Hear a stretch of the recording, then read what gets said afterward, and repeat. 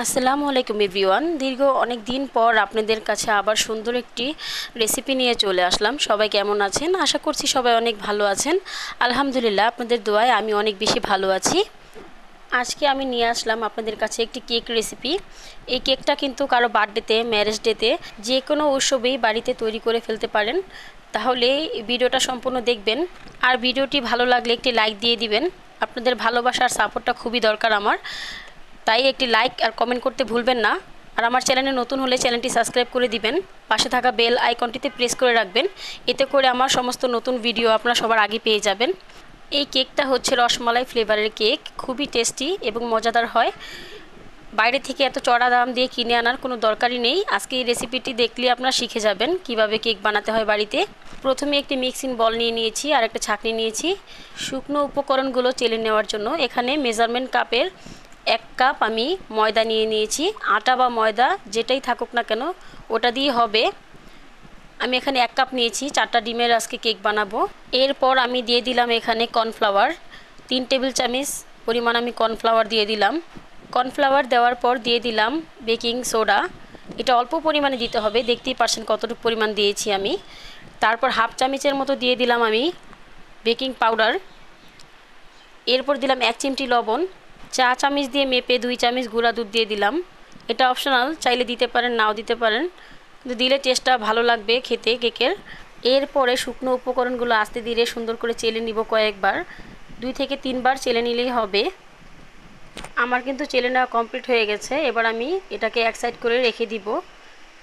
একটি বড় বলে আমি 4টি ডিম ফাটিয়ে নিয়ে নিয়েছি। এবার ডিম থেকে সেই কুসুমগুলো আমি উঠিয়ে নিব। কুসুমগুলো উঠানো হয়ে গেলে ডিমের সাদা যে অংশগুলো আছে এগুলো আমি ইলেকট্রিক বিটার দিয়ে বিট করে নিব। আপনারা চাইলে হ্যান্ড উইচ দিয়েও করতে পারেন, এটা করলে অনেক সময় লাগবে। আর যাদের বাসায় ইলেকট্রিক বিটার আছে তাদের জন্য কাজটা অনেক সুবিধার হয়ে যাবে। মিডিয়াম স্পিডে দিয়ে আমি এটাকে 1 থেকে 1.5 মিনিট বিট করে নিব। যখন দেখবেন এই যে ডিমের অংশটা, হলুদ অংশটা এরকম সাদা সাদা ফোমে পরিণত হবে, তখনই এখানে আমি চিনি দিয়ে দিব 1 কাপ পরিমাণের। কিন্তু চিনিটা আমি একেবারে দিব না, 3 বারে চিনিটা আমি দিয়ে দিব একটু একটু করে। অল্প করে চিনি দিব আর বিট করে নিব। এইভাবে করে 3 ধাপে আমি চিনিগুলো দিয়ে দিব। এটা ভালো করে খেয়াল রাখতে হবে যে চিনিটা ভালো করে গলে যাওয়ার পরে কিন্তু আরও চিনি অ্যাড করতে হবে। চিনি যদি ভালো করে না গলে তাহলে কিন্তু আপনার কেকটা পারফেক্ট হবে না। তাই ভালো করে ইলেকট্রিক বিটার দিয়ে বিট করে চিনিটাকে সম্পূর্ণভাবে গলিয়ে নিতে হবে। দেখতেই তো পাচ্ছেন আমার ফোমটা কিন্তু প্রায় রেডি হয়ে গেছে। এর মধ্যে সমস্ত চিনিগুলো আমি দিয়ে আবারও ভালো করে 1 থেকে 2 মিনিট বিট করে নিব।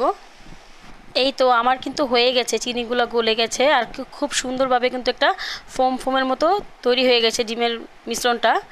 এরকম ফোমের মতো হলেই বুঝে যাবেন যে আমার কেকের মিশ্রণটা সম্পূর্ণভাবে রেডি। এরপর এখানে আমি অ্যাড করব ডিমের কুসুমগুলো। তারপর দিয়ে দিব ভ্যানিলা এসেন্স, হাফ চামচের মতো ভ্যানিলা এসেন্স দিয়ে দিয়েছি। এটা ডিমের গন্ধটা চলে যাবে। এরপর রসমালাই যে ফ্লেভারটা আছে এখানে আমি 1 চা চামচ উঁচু করে দিয়ে দিলাম রসমালাই ফ্লেভারটা। তারপর 2 টেবিল চামচ সয়াবিন তেল দিয়ে দিয়েছি আমি এখানে। দিয়ে সবগুলো উপকরণ আবারও মিশিয়ে নিব। 1 থেকে 1.5 মিনিট আবারও বিট করব, বিট করে এগুলোকে মিশিয়ে নিব। সরি সবাইকে, এখানে আমি কিছুটা হলুদ ফুড কালার অ্যাড করেছিলাম, তারপরে এটা স্কিপ হয়ে গেছে ভিডিওটা। এখন কিন্তু কেকের ব্যাটারটা সম্পূর্ণভাবে রেডি। এবার আমি শুকনো উপকরণগুলো 3 ধাপে আবারও দিব একটু একটু করে, তারপর আলতো হাতে মিশিয়ে নিব। এই কাজটা খুবই আস্তে ধীরে ধৈর্য সহকার করা লাগবে, না হলে কিন্তু কেকের ব্যাটারটা নষ্ট হয়ে যাবে। যেই ফোমটা আমরা তৈরি করেছিলাম সেই ফোমটা যদি নষ্ট হয়ে যায় তাহলে কেকটাও চুপসে যাবে, পারফেক্ট হবে না, স্পঞ্জি হবে না। এই তো দেখতেই পাচ্ছেন আমি কিভাবে এটা মিশাচ্ছি। খুব সময় নিয়ে আস্তে আস্তে কেকের ব্যাটারটা শুকনো উপকরণগুলো মিলিয়ে নিতে হবে। এলোপাথালি মেশানো যাবে না, এতে করে ফোমটা নষ্ট হয়ে যাবে। আমি কিন্তু ভিডিওর স্পিডটা বাড়িয়ে দিয়েছি, এত সময় নিয়ে কিন্তু আপনি দেখতে চাইবেন না, যেহেতু ভিডিওটা অনেক লং হয়ে যায়, তাই স্পিডটা বাড়িয়ে দিয়েছি। এই তো আমার শুকনো উপকরণগুলো কিন্তু মেশানো কমপ্লিট হয়ে গেছে। দেখুন ফোমটা কিন্তু একেবারেই নষ্ট হয়নি, একদম পারফেক্ট আছে। এই পর্যায়ে কিন্তু আমার কেকের ব্যাটারটা একদমই রেডি। এবার আমি এটাকে মোল্ডে ঢেলে নিব। কেকের পাত্রে ঢেলে নেওয়ার আগে কিন্তু তেল ব্রাশ করে নিতে হবে এই মোল্ডের মধ্যে। পরে একটি লেখালেখির কাগজ নিয়ে এইভাবে বসিয়ে দিতে হবে মোল্ডের ভিতরে। তারপর কেকের ব্যাটারটি আমি যতটুকু ঢালবো পরিমাণ মতো ঢেলে নিব। এখানে আমি অর্ধেকটা বেটার, বেশি অর্ধেক বেটার এখানে ঢেলে নিব, আর কিছুটা কম আমি রেখে দিব ছোট একটা কেক বানানোর জন্য। এই তো আমার কেকের বেটার কিন্তু ঢেলে নেওয়া শেষ। এবার আমি ঝাঁকিয়ে নিয়ে হাঁড়িটা একটি কাঠি দিয়ে হালকাভাবে নেড়ে চেড়ে দিব। চুলায় একটি হাঁড়ি বসিয়ে দিয়েছি আমি 10 মিনিট আগে থেকে মিডিয়াম আঁচে চুলায় একটি হাঁড়ি বসিয়ে দিয়েছি। হাঁড়িটা কিন্তু এবার সম্পূর্ণরূপে গরম আছে।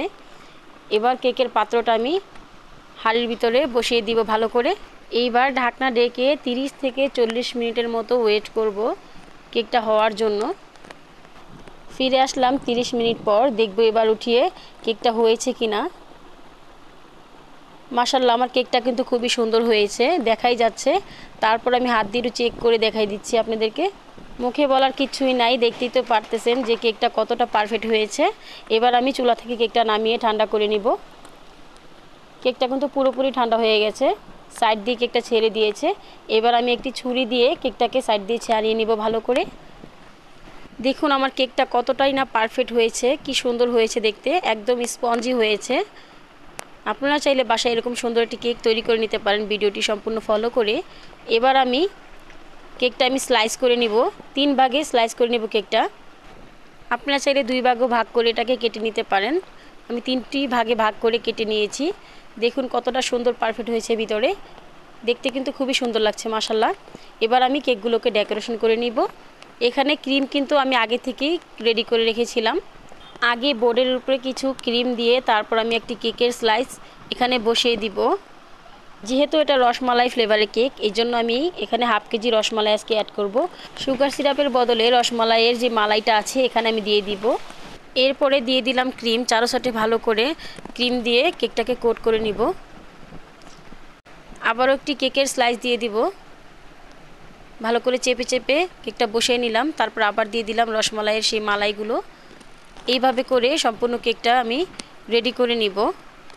সর্বশেষ কেকের স্লাইসটা দিয়ে আমি ভালো করে ক্রাম কোটিং করে আধা ঘন্টার জন্য কেকটাকে ফ্রিজে রেখেছিলাম। আধা ঘন্টা পর কেকটাকে ফ্রিজ থেকে বের করে নিয়ে আসলাম। এবার আমি ফাইনাল ডেকোরেশন করব। এখানে আমি আরও হুইপ ক্রিম দিয়ে ভালো করে কেকটাকে কোট করে নিব, যাতে করে কেকের ভিতরে কোনো অংশ দেখা না যায়। এইভাবে সাবধান সহকারে খুব সুন্দর করে আস্তে ধীরে কেকটাকে কোট করে নিব।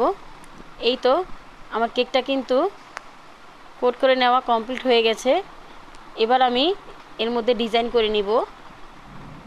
ডিজাইনটা খুবই সিম্পল, যেহেতু রসমালাই দিয়ে আজকে ডিজাইনটা করব। কোনো নাম্বার ছাড়া ছোট সাইজের একটি নজেল নিয়েছি আমি এখানে। এই নজেলটি দিয়ে আমি আজকে ডিজাইন করব। ডিজাইনটা করা হয়ে গেলে এবার দিয়ে দিব রসমালাই। যে যার মন মতো সাজিয়ে রসমালাইগুলো দিয়ে দিবেন। আমি আমার মন মতো সাজিয়ে দিয়ে দিচ্ছি।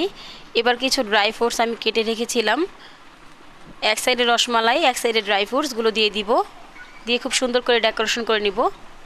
দেখুন কেকটা কিন্তু মাশাআল্লাহ দেখতে খুবই সুন্দর হয়েছে। কেকটা খেতে অসম্ভব মজার ছিল, একবার বাড়িতে ট্রাই করবেন, ইনশাআল্লাহ আপনাদের কেকটা এরকম পারফেক্ট হবে। আবারও আপনাদের সবাইকে বলছি, ভিডিওটি যদি ভালো লেগে থাকে একটি লাইক দিবেন, আর রেসিপিটি কেমন লেগেছে আপনাদের কাছে এটা অবশ্যই কমেন্ট করে জানিয়ে যাবেন। ভালো লাগলেও বলবেন, খারাপ লাগলেও বলবেন। আপনাদের একটি কমেন্ট আর লাইকে আমার কাজ করার উৎসাহটা বহুগুণে বাড়িয়ে দেয়। আপনারা আমাকে বেশি বেশি করে সাপোর্ট করবেন, শেয়ার করতে ভুলবেন না। ফ্রেন্ডস অ্যান্ড ফ্যামিলির সাথে বেশি বেশি করে শেয়ার করে দিবেন। আর আমার চ্যানেলে নতুন হলে অবশ্যই চ্যানেলটি সাবস্ক্রাইব করে পাশে থাকা বেল আইকনটিতে প্রেস করে রাখবেন। সবাই সুস্থ থাকবেন, ভালো থাকবেন। আজকে এই পর্যন্তই। আগামী রেসিপিতে আবারও আপনাদের সবার সাথে দেখা হবে ইনশাল্লাহ। আল্লাহ হাফেজ।